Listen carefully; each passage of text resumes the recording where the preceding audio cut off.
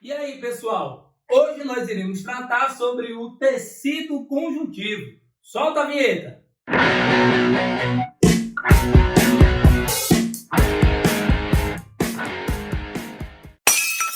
O tecido conjuntivo, ele apresenta uma série de funções extremamente importantes e necessárias ao bom funcionamento do nosso organismo.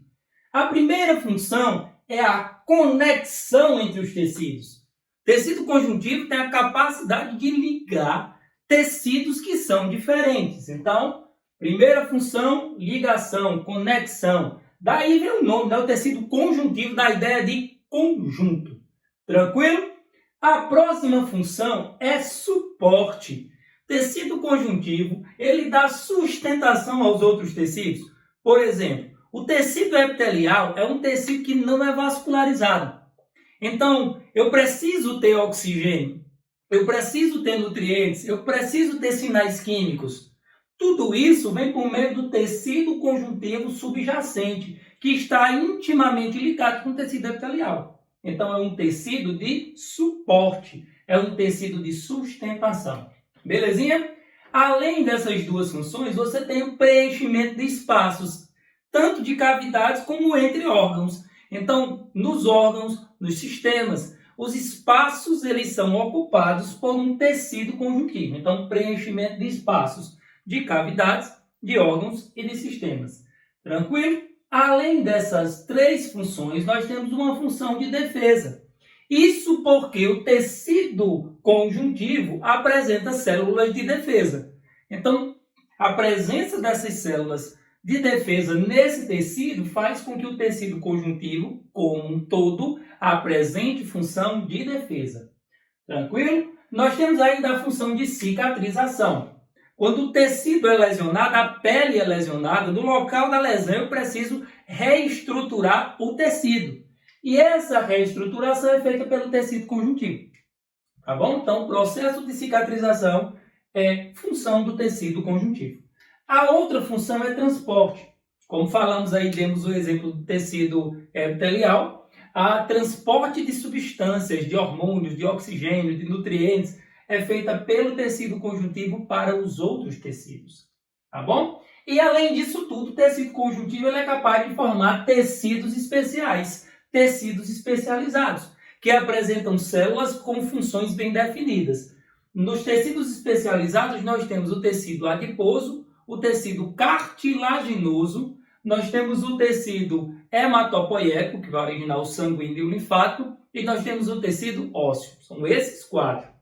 Tá bem? E qual é a origem do tecido conjuntivo? O tecido conjuntivo se origina a partir de um conjunto de células chamadas de células mesenquimais.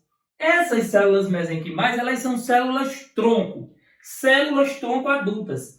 Elas são pluripotentes, elas conseguem originar os demais tipos celulares que são encontrados no tecido conjuntivo. Beleza? Os componentes do tecido conjuntivo são a matriz extracelular, que é abundante, existe em grande quantidade.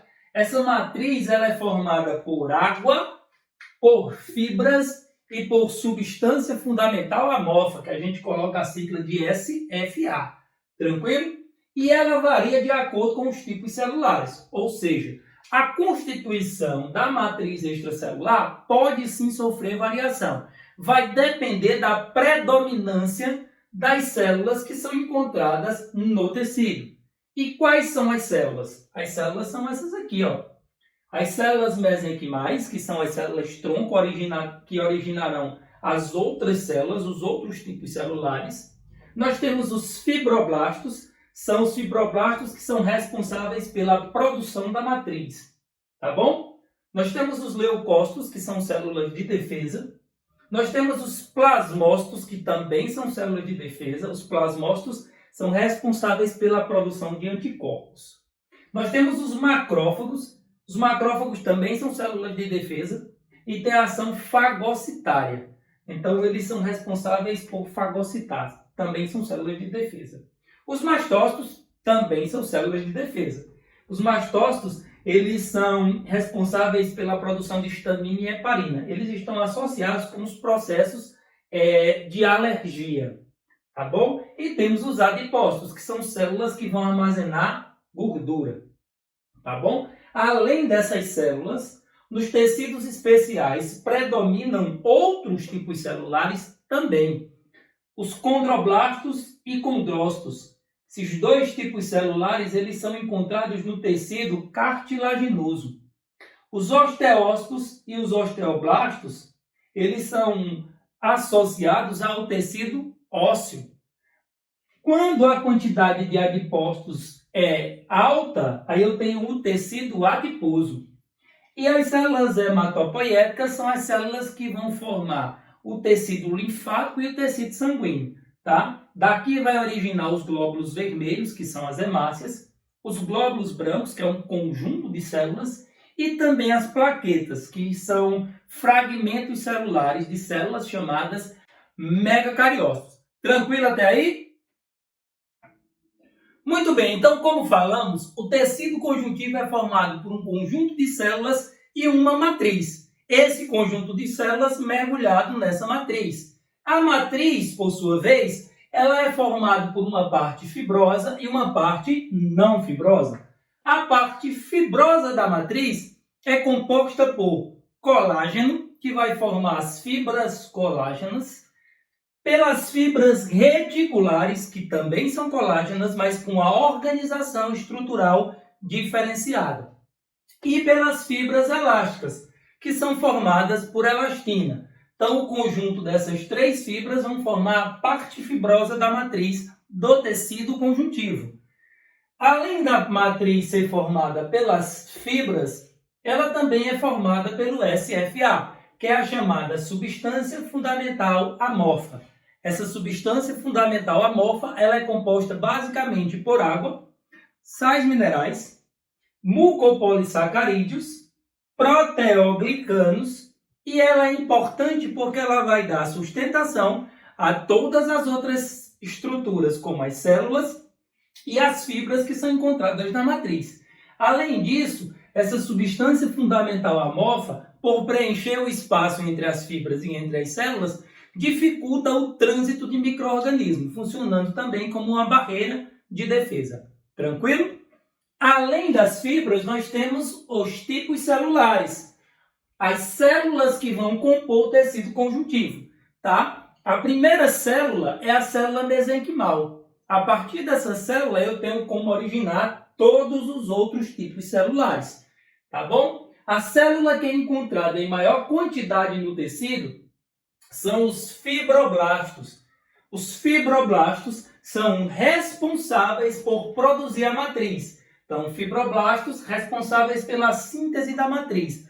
Então, os compostos formados por colágeno, por elastina e por toda a estrutura de substância fundamental amorfa vai ser produzido no fibroblasto. Então, o fibroblasto ele vai apresentar um retículo endoplasmático bem desenvolvido e um aparelho de Golgi também bem desenvolvido, porque é uma célula que secreta a matriz.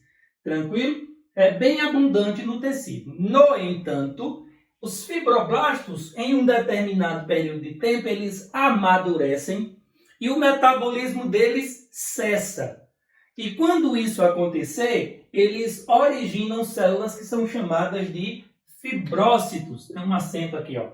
Então, os fibrócitos são células derivadas dos fibroblastos e que são maduras e são inativas. No entanto, em um processo de cicatrização, quando ocorre necessidade, o fibrócito ele pode ser ativado, tá? Voltar a ser fibroblasto e voltar a produzir colágeno. Tranquilo? Então, o fibroblasto é a célula ativa do tecido, no entanto, ela pode amadurecer e se transformar no fibrócito, que é inativo. O segundo tipo celular vão ser os macrófagos. Os macrófagos são células de defesa que têm uma ação fagocitária. Eles vão fagocitar principalmente bactérias, restos celulares, tá, do próprio tecido e algumas substâncias tóxicas. Então, os macrófagos têm ação fagocitária. Lembra? Fagocitose. Emissão de pseudópodes e englobamento de partículas. tá? Os macrófagos, eles são originados dos monócitos, lá da circulação sanguínea. Então, os monócitos, eles conseguem sair da circulação sanguínea por um processo chamado diapedese, e quando eles chegam no tecido conjuntivo, tcharam, eles já são macrófagos. Belezinha? Os macrófagos também são células apresentadoras de antígenos. Então, interessante que os macrófagos, além de ter uma ação fagocitária, ela ainda consegue apresentar os antígenos. Esses antígenos apresentados, eles vão demandar a criação de anticorpos, tá bom? A próxima célula vai ser os mastócitos.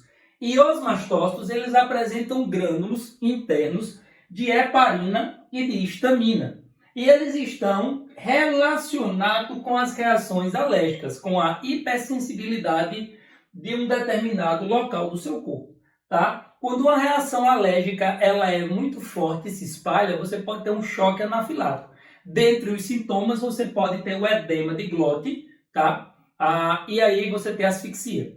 Então, os mastócitos estão diretamente relacionados com as reações alérgicas. Eles desencadeiam um processo de reação alérgica.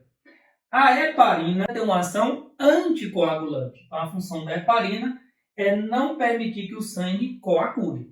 Além da heparina, temos a histamina. E a histamina é essa bendita responsável por desencadear as reações alérgicas, tá bom? As características de uma alergia é causada pela presença da histamina.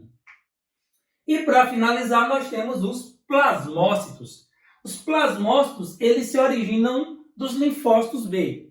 Os linfócitos B, em contato com os antígenos, eles se transformam em plasmócitos e iniciam a produção de anticorpos.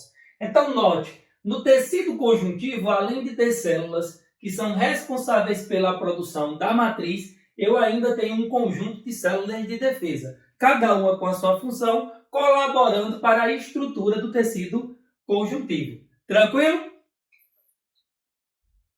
Muito bem, pessoal. Então, o tecido conjuntivo se divide em dois.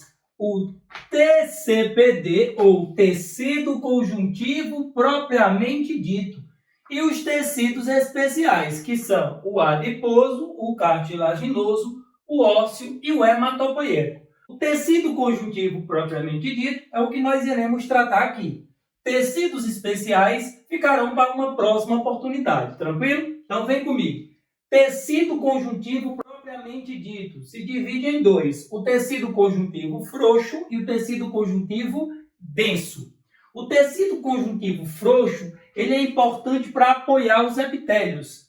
Ele é um tecido onde você tem uma grande quantidade de matriz, ele é extremamente flexível e ele é pouco resistente à tração. Então, você não consegue puxar o tecido e ele se manter intacto. Ele geralmente vai se romper. Por quê? Porque ele não é resistente à tração. Tá? Ele inerva e nutre os tecidos avasculares. Então, ele vai trazer inervação e vai trazer nutrientes aos tecidos que não apresentam vascularização. Além disso, ele armazena água e eletrólitos. É um tecido, tá, bem hidratado. E ele apresenta as células de defesa que nós já falamos. Então, esse é o tecido conjuntivo propriamente dito frouxo, ou TCPD frouxo. Tá bom? O outro tipo é o tecido conjuntivo propriamente dito denso, TCPD denso. Esse tecido é denso devido à quantidade de fibras, então tem mais fibras. O tecido ele fica resistente à tração, ele é um tecido de resistência. E ele se divide em dois subtipos, o modelado e o não modelado. O tecido modelado, ele apresenta fibras que estão dispostas paralelamente uma à outra, ou seja, essas fibras de colágeno, elas ficam paralelas. Isso garante uma orientação dessas fibras, tá? E uma resistência à tração nessa orientação.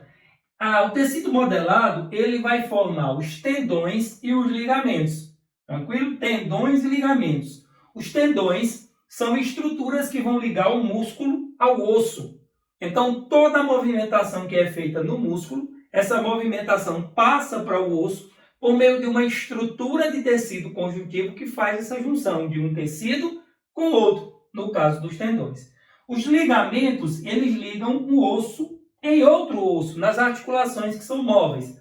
Então, quando você mexe o cotovelo, você tem os ossos da articulação se movimentando, mas eles não desencaixam. Por quê? Porque existe um ligamento. Existe um tecido conjuntivo que vai unir um osso a outro osso. Tranquilo? Então, tendões, músculo a osso, ligamentos, osso a osso, tá? E o tecido não modelado, ele também vai apresentar fibras, só que elas não são orientadas em paralelo. A orientação das fibras é diversa. Então, várias direções. Isso dá um tecido resistente em vários sentidos. Então, vários sentidos eu posso puxar que ele vai aguentar a tração, ele vai tracionar bem, tá? É um tecido de resistência. E o tecido não modelado, ele vai formar a derme. Lembra que a pele é formada por camadas, a pele é um órgão, não um tecido. Você tem um tecido epitelial, mas você tem um tecido conjuntivo embaixo, que é chamado de derme, tá? E além de formar a derme, ela vai formar a capa protetora dos nervos e também cápsulas de órgãos, como o baço, o rim, tá certo? O fígado. Esses órgãos, eles apresentam estruturas em formato de cápsula que vai proteger esses órgãos. Isso é feito por um tecido conjuntivo não modelado. Tranquilo? Então essa foi a nossa aula de hoje. Espero que você tenha gostado. Fique com Deus e até a próxima. Valeu!